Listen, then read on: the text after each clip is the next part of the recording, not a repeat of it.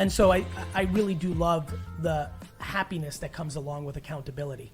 Vayner Nation, how are you? Very excited about this podcast. I always like when I'm starting new pillars, new genres, new concepts.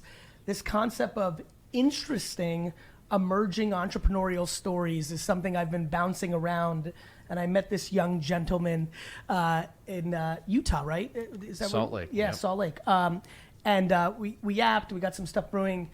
And it really just kind of sat with me for a while, because I think that was in February, about like, oh, I should have him on the podcast. He'd be a great kickoff for this thing that I want to do. So first, because I know a lot of you have really cool, interesting backstories and have emerging entrepreneurial ventures, I'm excited to have many of you in the future years in this hot seat to tell your story.